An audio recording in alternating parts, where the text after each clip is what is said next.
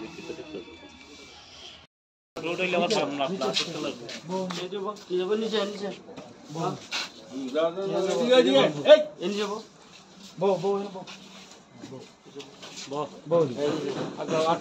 টাকা নিচ্ছে তুই।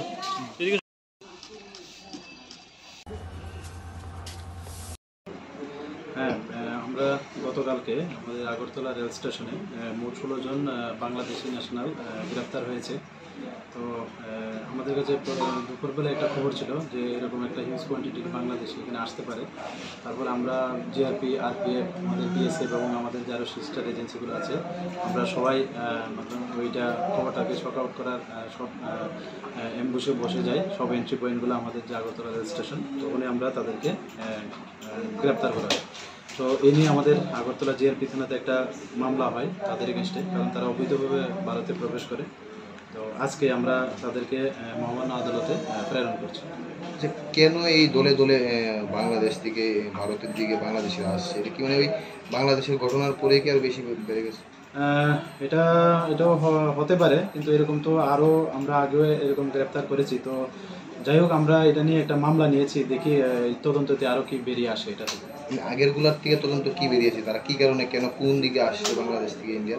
তারা তো ভারতের ত্রিপুরার বিভিন্ন প্রান্ত থেকে, একজন সাবরুম থেকে মানে আমাদের সিধাই পর্যন্ত যে বর্ডার আছে ওইগুলো তারা ইউজ করছে, বেসিক্যালি যারা আগরতলা রেল স্টেশনে আসছে। কেন আসছে, কেন কি কি কারণে? তারা তো বলছে যে কাজের সন্ধানে, তো কিছু কিছু সাসপেক্টেডও আছে। তো আমরাও ওইগুলিও খতিয়ে দেখছি, এখন পর্যন্ত দেখছি দেখি আরও কি আছে। আনুমানিক আগরতলা রেল স্টেশনে এখন পর্যন্ত কত বাংলাদেশি আটক করেছে?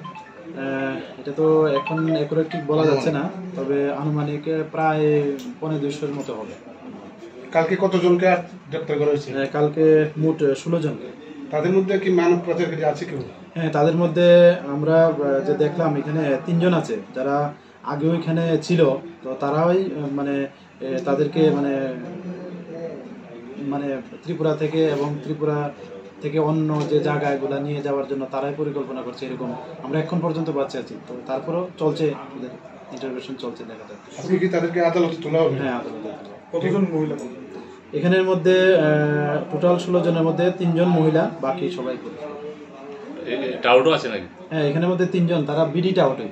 অ্যাকচুয়ালি তাদের বাড়ি বাংলাদেশে, কিন্তু এখানে পরিচয় দিয়েছে যে তারা ইন্ডিয়ান, এরকম আর কি। কিন্তু আমরা দেখি যে তারা বাংলাদেশি। ওদের কাছে কোনো পেপারস পাওয়া গেছে? হ্যাঁ, তাদের কাছে বাংলাদেশের যে পরিচয়পত্র কিছু ডকুমেন্ট পাওয়া গেছে। ঠিক আছে।